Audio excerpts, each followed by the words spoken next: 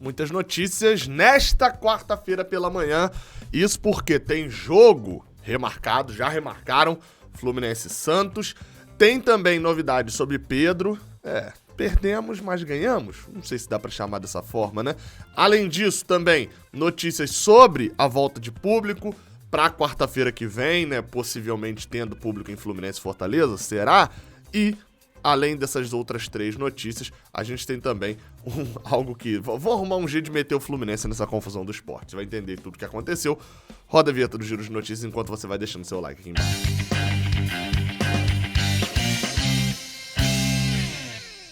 Seja bem-vindo, você guerreiro de todo o Brasil, de todo o mundo. Aqui é o canal Raiz Tricolor. Eu sou Gabriel Amaral, sou jornalista por formação e sou tricolor de coração. Toca esse barulhinho aqui, tô puto já com isso, mas enfim. Deixe seu like aqui embaixo, se inscreva aqui no canal, passa aqui também na descrição que tem o link da 1xBet, casa de apostas esportivas, patrocina aqui o Raiz Tricolor. Rapidinho você vai lá, faz o download e... eles têm aplicativo lá no site também. Eu falei faz o download aqui no automático, mas eles têm aplicativo lá. Se você quiser acessar pelo site mesmo, você vai lá, faz um depósito, aproveita. 1xBet, casa de apostas esportivas que a gente usa aqui no Raiz Tricolor. Vamos para as notícias.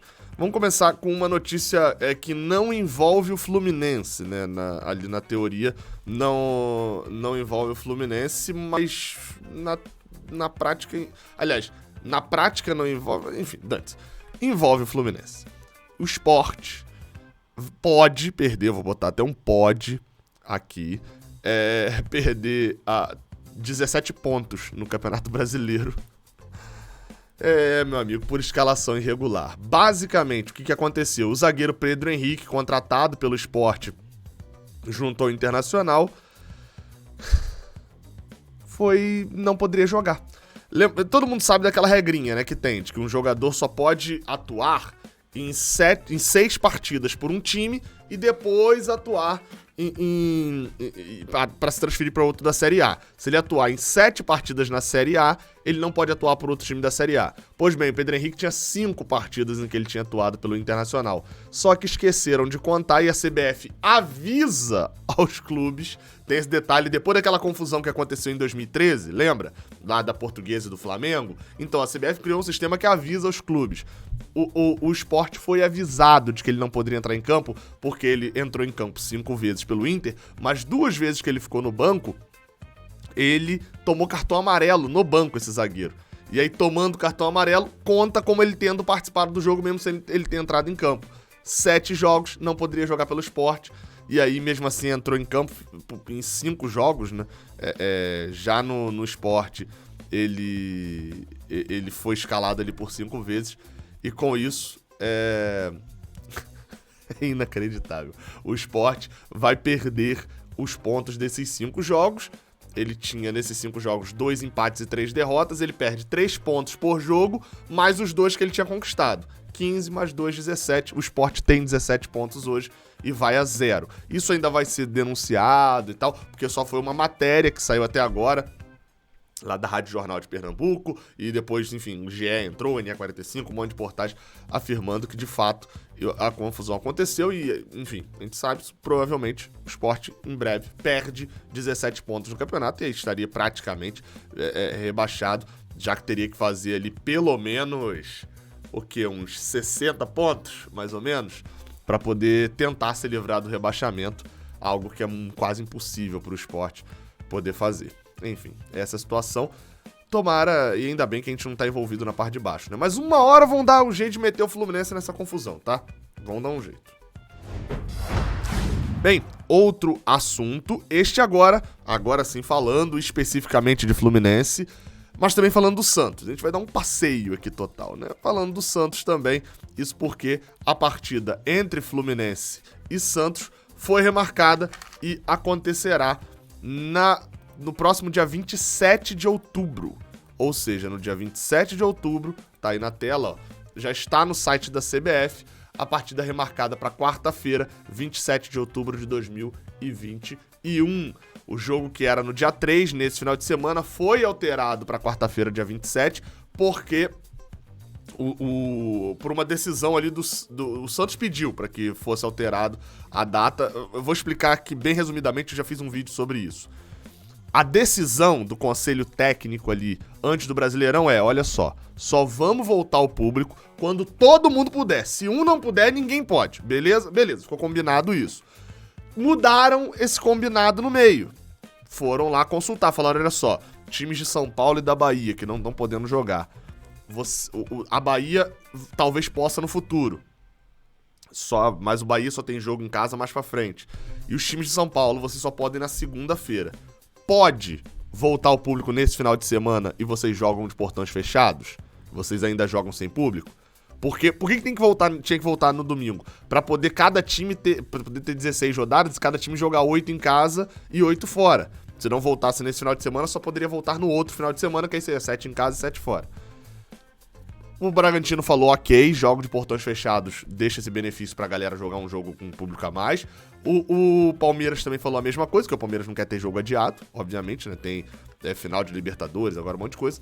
E aí, o Bahia e o Santos falaram, não, eu prefiro que meu jogo seja adiado. E aí, enfim, era isso ou não voltar o público nesse final de semana. A maioria votou por voltar o público nesse final de semana e adiar esses jogos. Então eu vi muita gente falando assim, o Fluminense aceitou isso? Que vergonha, pô! Como é que aceita? Né?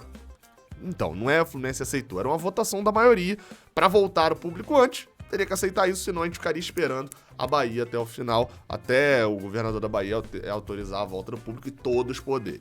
Então foi uma votação de maioria. Pois bem, o jogo foi pro dia 27, não mexeu em transmissão, o jogo será às 7 horas da noite. Eu até expliquei ali de que poderia realmente ser dia 20 ou dia 27, né, que são datas de Copa do Brasil. Agora tá confirmado para quarta-feira, dia 27 de outubro, lá na Vila Belmiro, às 7 horas. Não mexeu em transmissão, como eu falei, né? Isso porque a transmissão da partida já seria feita pelo Premier e continua no canal de pay-per-view da Globo. Então, partida garantida para o Premier na próxima... Aliás, no próximo dia 27 de outubro, beleza? Vamos para o próximo assunto.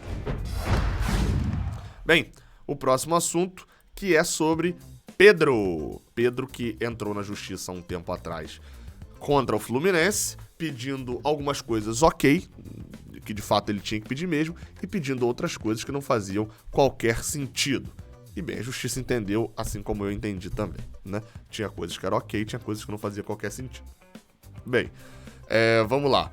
O que era ok e quanto o Fluminense tem que pagar? Gabriel, já me diz isso aí logo.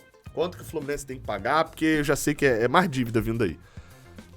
A justiça determinou na matéria do Globoesporte.com que saiu, condenou o Fluminense a pagar R$1.100.000 a Pedro. É essa dívida de R$1.100.000?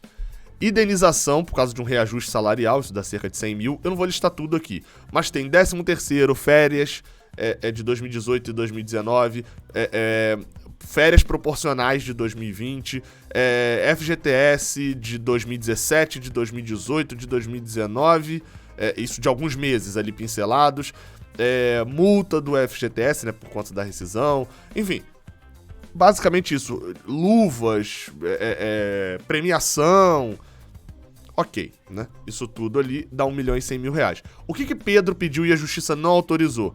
Indenização por acidente de trabalho, porque ele sofreu uma lesão em agosto e ficou esse período parado. Danos morais, porque o Fluminense não tinha seguro para os jogadores. E ainda tinha um pedido de excluir o Fluminense do ato trabalhista, que era algo meio maluco. Enfim, qual que é a questão? Se o juiz dá ganho de causa por Pedro ter se lesionado e ser indenizado por acidente de trabalho, meu amigo, acabou o futebol brasileiro, porque todo lesionado ia entrar com isso. Então R$1.100.000 é o que o Fluminense ficou devendo mesmo, é juro, enfim. Tem que pagar. E aí o que eu digo pra Pedro é o seguinte: entra na fila.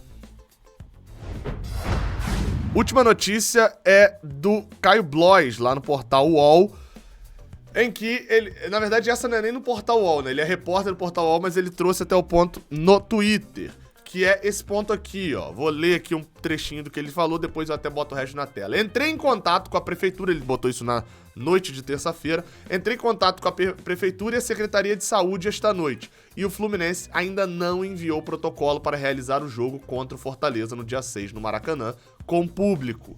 Portanto, qualquer informação que antecipe a presença de torcida no jogo ainda não procede. Bom destacar isso daqui. e até pra não causar confusão, é bom esclarecer isso daqui. Quando eu disse, algumas vezes, eu acho que eu fui mal interpretado e peço perdão aí se fui mal interpretado. Quando eu disse que o jogo entre Fluminense e Fortaleza terá público, é que está liberado pela competição. No Rio de Janeiro, o Fluminense vai fazer o pedido, e até o Caio Bloch completa aqui depois, ó, o Fluminense pretende enviar essa questão dos protocolos, do protocolo para ter o jogo com o público contra o Fortaleza ainda agora, lembrando que contra o Barcelona foi negado, mas era um outro momento também. E aí ele deixa até o ponto de que é muito grande o retorno da torcida, porque Vasco já teve, Botafogo já teve e Flamengo já teve jogo com público no Rio de Janeiro. Então, provavelmente, na pior das hipóteses, o que o Fluminense vai fazer é o seguinte: ou passa uma cola aí de como é que vai ser o protocolo para fazer igual. Provavelmente vai acabar fazendo isso. Na prefeitura e no Fluminense, a questão é vista com tranquilidade. Há tempo hábil, ou seja, tem tempo para poder fazer o envio, a aprovação e a operação do jogo. Operação do jogo, é importante destacar isso aqui, ou seja, o Fluminense ainda não enviou o protocolo, mas vai enviar e tem tempo tranquilo para isso. Operação do jogo, importante falar isso daqui. O Fluminense tem, no Rio de Janeiro, a possibilidade de liberar 50% do Maracanã, foi o que o Flamengo conseguiu. Daria ele em torno de 30, 35 mil torcedores, por volta disso. Só que Mário Bittencourt já falou que tem intenção de liberar 20, por causa do custo. A gente já tá sabendo que somente sócios será que vão? Ou será que vai ser só uma prioridade para os sócios? Porque lembrando, mesmo que o Fluminense coloque 20 mil, reduza a capacidade do Maracanã e coloque só 20 mil ingressos, não são 20 mil sócios que vão bater. Só com sócios não vai chegar a isso, já que o Fluminense hoje tem 29 mil sócios ativos, sócio torcedor, e a gente sabe que muitos são de fora do Rio, muitos não vão, enfim, tem toda essa questão. Então, fica a dúvida, a gente tem que esperar o Fluminense falar sobre isso. Porque, no final das contas, a gente ainda não sabe se são só os sócios que vão, se vão abrir para o público em geral, se o sócio vai ter só uma prioridade na compra, como é que vai funcionar.